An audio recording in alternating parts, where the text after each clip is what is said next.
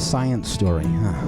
These NYU scientists, I felt right. But I was so And I just thought, well, I had figured it out it was that golden moment. because science was on my side.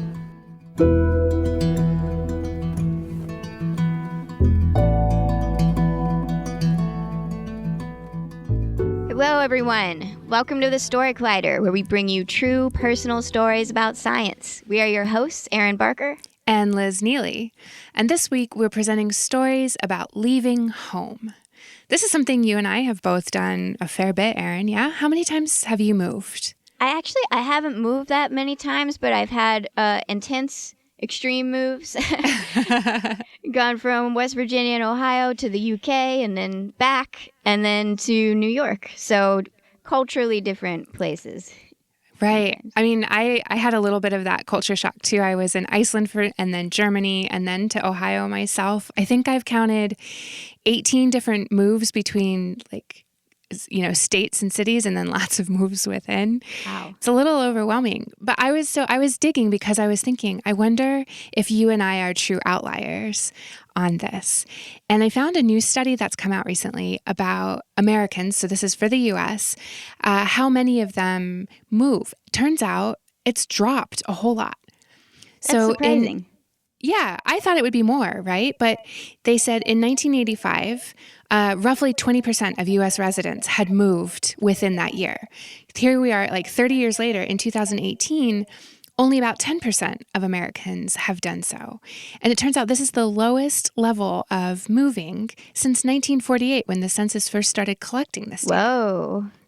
Right?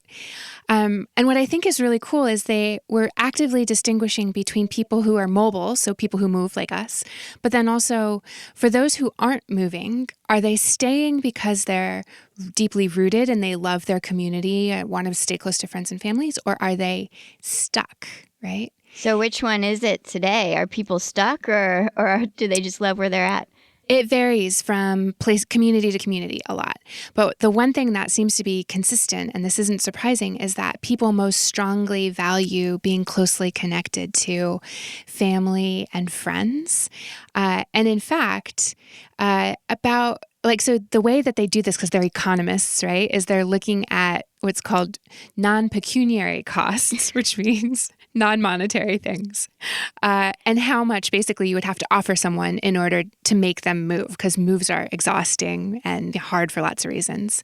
But they said that about 1/3 to 1/2 of the population estimates their own non-pecuniary costs at approaching infinity, which means there's not enough money that you could pay me to make me move. I wish they just said it that way. Wow, that's what we're here for, right? Yeah, there you go. Let's see what takes our storytellers away from home this week. That's right. Our first story is from Ali Mattu. It was recorded in September 2019 at Caveat in New York City. The theme of that night was role models.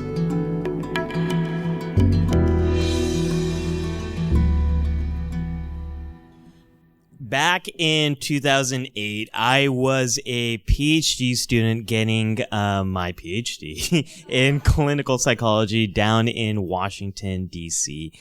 And I was always living in fear of being found out as not really having supposed to get into grad school. They were going to figure out that I didn't really know statistics or I wasn't smart enough to make it work. But I always felt like I fit in DC.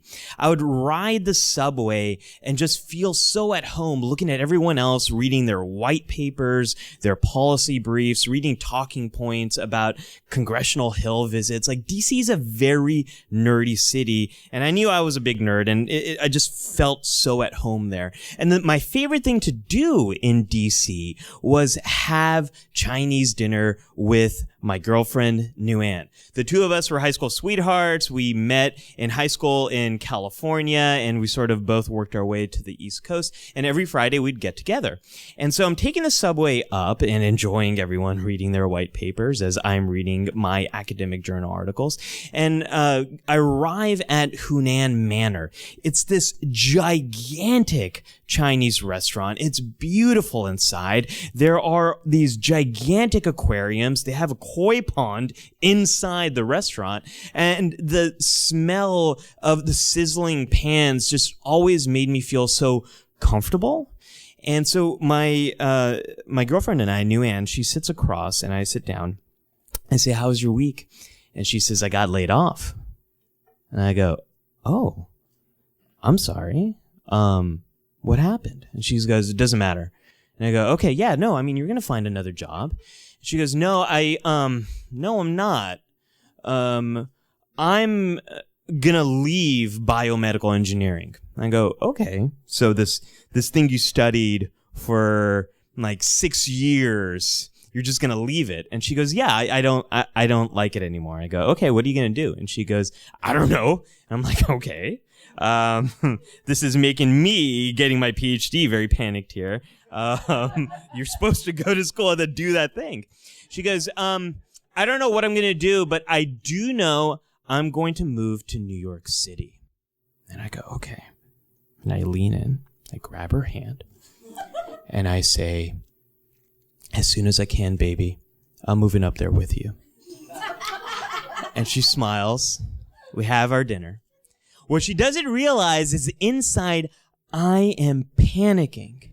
I am panicking because New York City is full of stylish people doing important things who have all their shit together. And I'm this cargo pants wearing PhD student who's trying to figure out how to make his data set work so he can finish off his dissertation.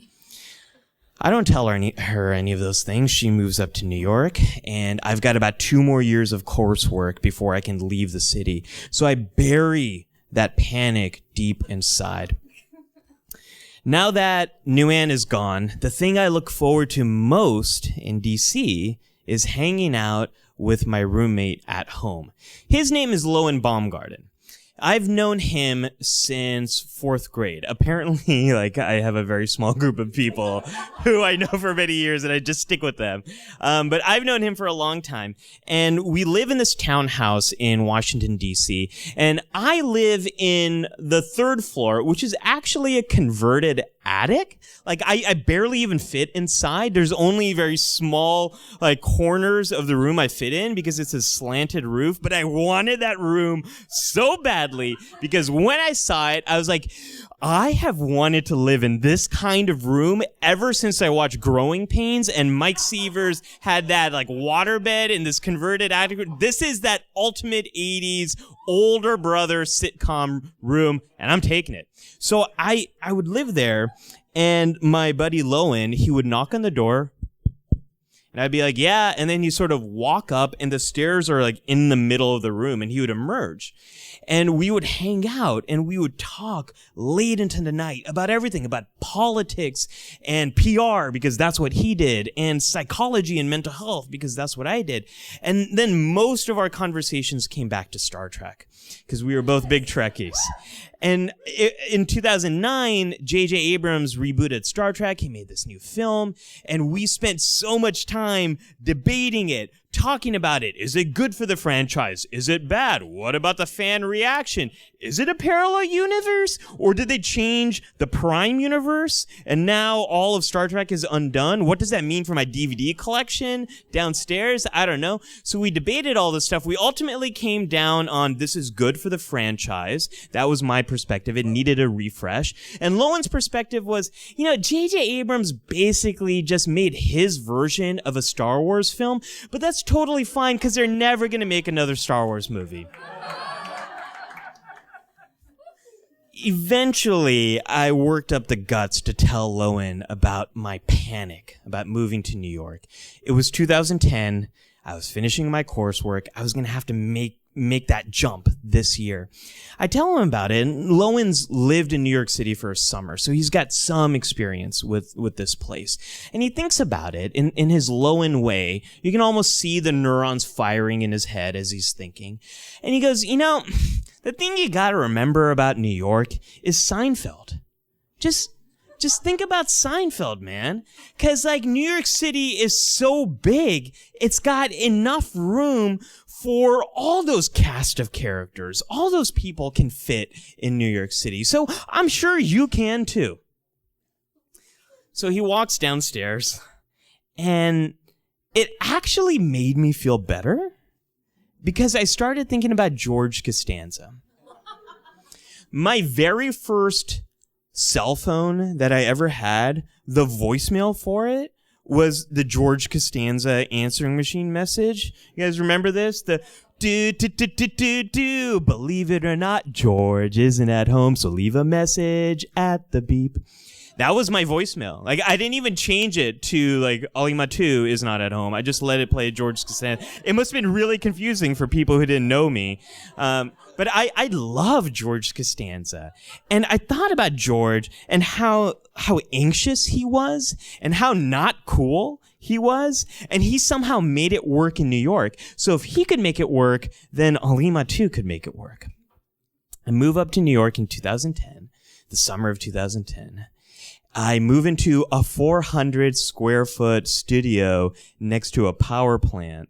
And it happens to be 2 blocks away from Nguyen's apartment, which is a mouse-infested 4th floor walk-up. So life is pretty great. Someone named Anne-Marie Albano, this like world-renowned psychologist at Columbia, she takes pity on me and she brings me into her clinic. And all that feeling of not fitting in, of New York City people being so important and so cool and so good at what they were, that it's coming up with me, working with Anne-Marie. And so I'm trying to be very professional, very on top of my stuff. I have all my notes ready for my supervision sessions and all of that. And then I start to see this patient who's really into anime. He's this 14-year-old kid, really into anime. Yeah, anime. Not for me. I knew nothing about it. So I was freaking out because that's all he wanted to talk about. He didn't want to talk about his mental health. He just wanted to talk about anime. So I'm really panicking again. I go up to Anne-Marie and I tell her the whole story. And she says, Ali, use it. Understand it. Watch some anime. Bring it into your therapy. If you can do that, then your therapy is going to have so much more of an impact than anything else you could ever do. This is not what I was expecting her to say. And so I started doing that. He was really into Naruto. And so I started watching Naruto. And then I stopped watching Naruto because there's like 900 episodes or something. So I'm like, I'm not going to do this. So I read the Wikipedia article for Naruto. But we made some progress. And it made me feel a little bit more comfortable with Anne-Marie. And I started telling her more things, more geeky things. And then she started dropping references to tribbles and to the Force. And she started talking about Ghostbusters and not crossing the streams. And I had never seen Ghostbusters. So she totally called me out in a gigantic staff meeting with all these important psychologists and stuff. Super embarrassing. But, I started to weave in that to my work. I started, just like those conversations I had with Lowen, I started to take the passions of all my patients as seriously as I took their challenges. And I started to do more of that. And it started to become known as the sci-fi psychologist. And I learned about parasocial relationships and how important the relationships that we have with people we've never even met, or fictional characters, how important those relationships are and how we can use them to heal. So in my quest to gain more cultural competence on nerdy things, I went to a nerd night event. Now, I dragged Nguyen to this. She did not want to go. And I was expecting it to be like in the back of a library with a projector and these nerds like just like doing these academic style talks. And it was not that. It was at the Galapagos Art Space in Brooklyn, like with the Brooklyn Bridge and the Manhattan Bridge in the background, this beautiful space. You walk inside, there's like a lake inside, this balcony seating, beautiful lighting, and these talks that are so amazing. They were like TED Talks for nerds. And one of the talks was featuring Anna from Fashion It So, which was a blog about Star Trek fashion. And she's talked about culture and history and art and the scant, which is the male skirt from Star Trek The Next Generation. It's only in a few episodes. But I didn't expect it to be so beautiful and interesting, and for Nguyen to have an amazing time. I needed to do this. And so I did. I did a nerd night talk about Star Trek's utopian future and how we're never going to achieve it unless we almost destroy ourselves. And I did a talk about all the nerd rage after Ben Affleck was cast as Batman. And I threw those on the internet. And then I got an email from a producer at CBS who said, "Hey, that nerd night talk, can you come in to CBS headquarters? I'd like to talk to you about that." I got on to CBS 48 Hours and explained how people can get really interested in video games and paralleled that to like bowling leagues and how people were interested in bowling leagues. And I started to learn that like this was a skill that like people cared about. If you can tie in the stuff that they love and help that to like help people understand stuff that like this is a thing. So CBS led to MTV Teen Mom. Which, thank you. Got a fan of Teen Mom here. And which led to an appearance on PBS, which led to John Oliver making fun of my appearance on PBS on Last Week Tonight, which led to a series on A&E, which is now leading to this thing on Netflix that's coming out. And, you know, I moved here thinking that I was so weird and that I would never fit in. And I realized that no one is weird in New York City because everything you're interested in, someone else in New York is interested in that thing too. So if you really think about it, no one's really weird. New York City gave me my voice, and all of you gave me the confidence to share that voice with the world. New York City's given me so much. The one thing it can't give me is it can't give my wife, Nguyen, and our daughter, grandparents. It can't give her uncles or aunts or nephews or nieces or cousins. And so we're leaving New York in 3 weeks. And we're heading back to where we grew up, San Francisco, Bay Area. And I leave now with no fear, no worries, only gratitude for what the city has given me. Thank you.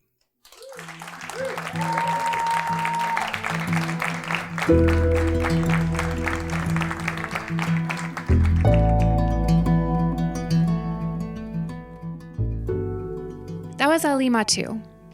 Ali is a cognitive behavioral therapist who helps kids and adults with anxiety disorders.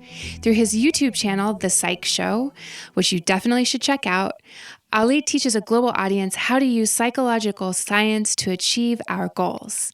He has been seen all over the place. You might recognize him from appearances in the New York Times or BuzzFeed or MTV, on NBC and PBS.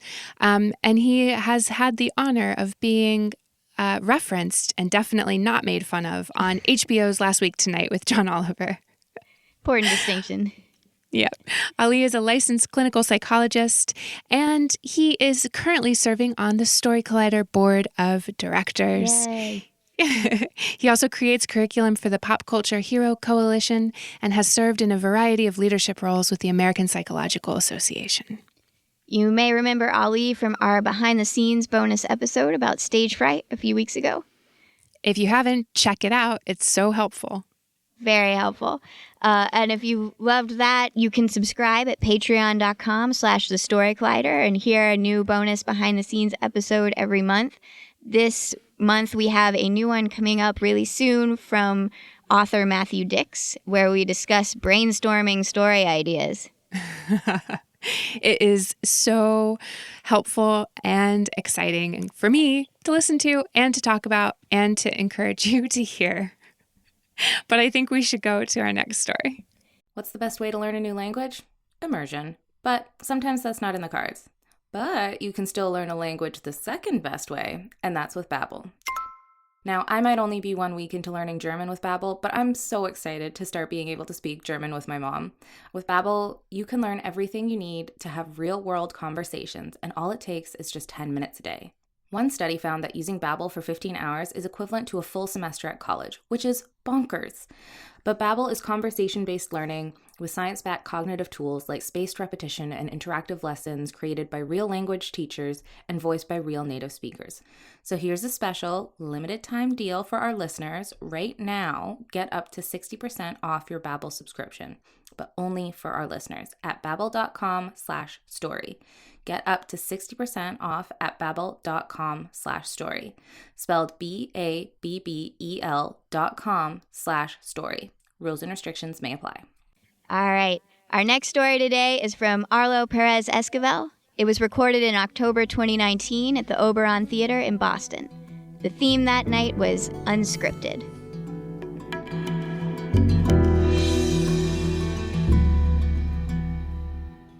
I'm 13 years old and I'm running away from home for the first time.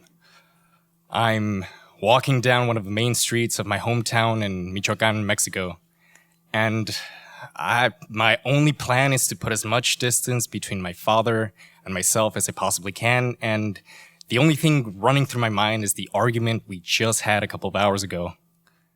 It was a stupid argument. Most of our arguments were stupid. It boiled down to this. I thought it was a great time to kind of remodel my room and move some furniture down to the basement. He didn't, and he told me so, but I did it anyway. So that is part of the truth, but to be fair, there is a whole context behind it, and that is there are three factors that really contributed to this. One, my brother, Dante, had just moved out to the US, and he was the golden boy. He actually would stop the fights before they actually happened. Two, my mom was in the US visiting family, and my dad always got in kind of high alert when she wasn't around. I think he was pretty certain that my aunt would kind of poison my mom's thoughts and convince him to leave him. So he wasn't in the best state of mind. And third, and probably the biggest contributing factor, my parents had just been called in last week about a certain YouTube video that I may or may not have been involved in. And they had been told that it was así de cerca from being expelled. So my dad gets home and it's just like a match hitting gasoline, just and he just explodes. And he starts shouting, which in turn causes me to start shouting. And before I even know how it happened, I'm on the floor being pinned up by a grown man. So I'm running away from home. That's kind of what you do, right? Like at this point, like we fight all the time, but I'm not usually being pinned down by the end of it. So what should I do? And in any sense, like, is it actually me? Why did I move the furniture in the first place? There wasn't any real reason. And why am I doing so bad at school? Like, why am I being a fuck up? Why am I not more like my brother? And I'm thinking all these things, and my plan is seeming dumber and dumber and dumber. I mean, I only have the clothes that I have on me. I barely have any money, and I don't know where I'm going. So by the time I get to the end of the street, I say to myself, this is stupid. This is pointless. My dad is going to have to come find me, and he's going to be angry at the end. So I just turn around and start walking back. So I start heading to my parents' pizzeria, which is already the place that I would spend most of my afternoons after school. I'd like to say that I was there to help my parents out, but in reality, I was just either watching TV or reading the 4 Harry Potter books that were out at the time. Both of them, though, in English, as my dad would proudly say. Escúchalo. No tiene un acento. He doesn't have an accent. He would usually be telling this to the employees, which were mostly single mothers, most of which didn't have even a high school education. A fact that my father would tell me made them better employees. La necesidad, Arlo. They need this job. They're not likely to just leave it. So as I arrived to the pizzeria, I'm still thinking about all these things, whether I should leave, whether I should stay, and I don't even notice that I walked right by my dad. But once I got to the cash register, I noticed that he's putting up a sign in the storefront, a 2-for-1 deal at Ph.D. Venecia. And even at this age, the contrast between my father, a man who, as the saying goes in Mexico, tiene un nopal en la frente. That is to say, his Mexicanness is so apparent that all that is missing is a nopal cactus dangling from his forehead. And this sign that he's putting up, Ph.D. Venecia, a slice of Venice. No one in my family has ever been to Venice. So my dad proudly finished putting up the sign, and he looks at it and just starts walking back. And I realize he's avoiding my gaze. And I knew that we were never going to talk about it. I knew that there wasn't going to be an apology. I knew that I was just expected to kind of sweep it under the rug. And although I just come back to the pizzeria, I knew that I couldn't stay there. The second time that I run away from home, I'm 16 years old. And this time it's a little less poetic than last time. I'm actually being driven there. I'm sitting in the back of my dad's truck and I'm just watching the city go by me. And I'm looking at it. I'm looking at the buildings, at the street lamps, as though it's the last time I'm going to see this. And I'm so happy. I know that tomorrow I'm going to be in Oregon, and a month from now I'm going to be studying in American high school. And it feels like I've been waiting for this my entire life. And we get to the airport, and the goodbyes start. And my mom comes to me and gives me this big hug, and she starts whispering in my ear childhood stories like a plea for me to please remember her by. And she starts telling me about the times she would take me to the national park, and the times that she would read me bedtime stories, and the times that we would sneak out of the house and go eat tamales and pozole. And I just start feeling so guilty. Why am I leaving? Am I actually just a spoiled brat who doesn't appreciate what he has? And I don't want to leave her, not with him. And then she tells me something that she's told me all my life. Lo tienes que perdonar. You have to forgive your father. He loves you. He just doesn't know how to show it. And I look at my mom, and I look at my dad, and I remember how just a couple months ago, he took me by the arm and took me to a closet and locked the closet up behind him and started demanding that I confess how my mother had been cheating on him for time and time again. And I don't know what the fuck he's talking about. But every single time I say no, he just gets angrier and more violent and shakes me. And then my mom's words ring again. You have to forgive him. He loves you. He just doesn't know how to show it. And I look at my mom again and I wonder, this woman who's been abandoned by her father at a very young age, who all she's ever wanted in life has been a family, how many times she's said those words to herself? How many times she's going to continue saying those words to herself? I get on the plane. Before I do that, I give a last hug to my mom. I shake my dad's hand, and I get on plane and say, I'm never going to come back. But I do. Just a few months later, in fact, I started coming back for the holidays. I'd like to say it was just because of my mom, but in reality, I felt completely tethered to my dad. While I was living in Mexico, I would tell people that I didn't care what he thought about me, but as soon as I left, I started sending back my grades. I started sending back my artwork, my awards. I started calling home and trying to talk to him about my social life, telling him how I was doing better at school, how everything was improving. And I thought that somehow this would create a connection with him, how somehow he would start seeing me the same way that he saw my brother. But it never worked. And in fact, things got worse. The one time I'm 19 and I'm back for holiday break and we're having breakfast and I can't stand the way that he's talking to my mom. So I say something, some objection, and he shushes me, just shh. The same sound that he would make to shoo away a dog. And I just see red. I completely snap. I get up, I grab a plate, I throw it into the ground, and I start shouting. Just nonsense. Just drowning out the pinche cabrón and idiota that are coming from his mouth, and my fists are completely ready. And I would like to say that I calmed down, that I sat back down, and that we talked it through. But that isn't what happened. In fact, I don't know what would have happened if my brother hadn't been there. I don't know what would have happened if he hadn't pinned me down, if I hadn't cut my foot on a piece of plate. Later that night, after the stitches, my brother walks into my room and he sits on my bed. He doesn't even turn on the light. And he says, Arlo, tienes que parar esto. You have to stop this. This is getting worse and worse. And your father is getting older. And I'm afraid that one of these days, you're going to end up killing him. So I changed my flight to the next day, and I stopped coming back for the holidays. Ironically, that actually improved the relationship between my father and I. We started talking about things that we had mutual interest in. He would ask me, for example, how's the car? Or have you changed the oil lately? Or do you still remember how to change the spark plugs like I taught you? And this went on for some time. It kind of just became our new normal. And during that time, I got into college and graduated from college, being the second person to do it in my family.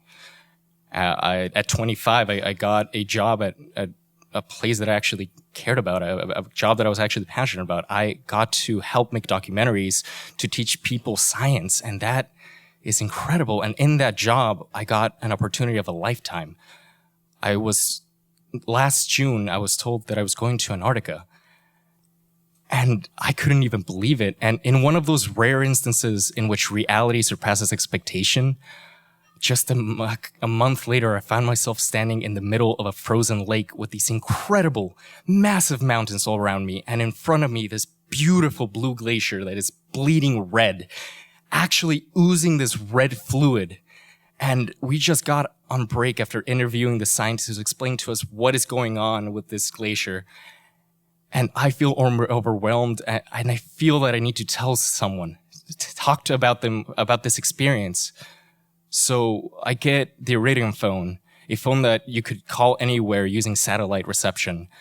And I dial the only phone number that I know from heart, my parents' pizzeria, 5282572, and I'm calling home. My dad picks up, and I can barely hear him. The reception is terrible. And I start telling him, I'm so excited. I start telling him the things that I've seen and how much this means to me and how few people get to experience this. And I don't know, from the conversation, I was expecting I'm proud of you. I don't know if I was expecting an I love you. But instead, he starts telling me how they're using a new cheese for the pizzas. You know, when I was a kid, I used to think that I wanted to put as much distance between myself and my father. And it was only as an adult that I started realizing that that was not the case. I actually wanted to be seen by my father, to have some sort of connection, to be treated the same way that he treated my brother. And I ran away and didn't find that at the end of the street. I ran away to another country and didn't find it there. And now had run to the end of the world and I still hadn't found it. I still hadn't found any sense of resolution, any way to solve the growing chasm between my father and myself. So as I'm sitting there, this broken conversation that I'm having with my father, a conversation that is spanning thousands and thousands of miles, that is only possible through the perfect alignment of military satellites, a conversation about cheese and cars, I realized that this might be the best thing I ever get, and that I had to find a way to be okay with that. Thank you.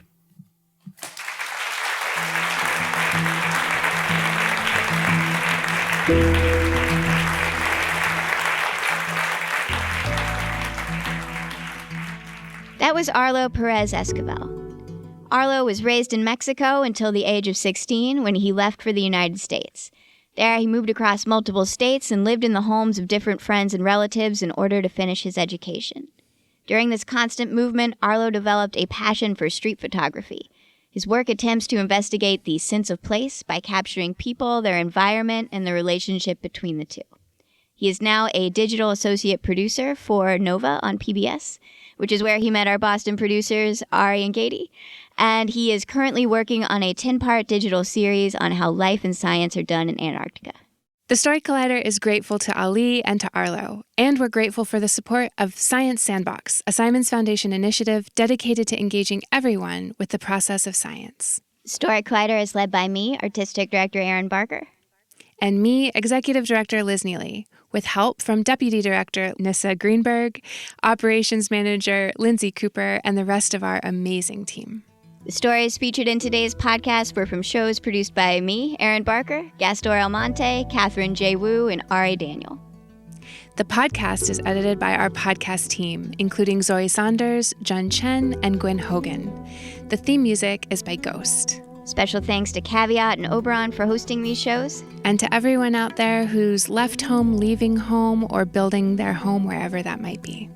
Best of luck to you, and thanks for listening.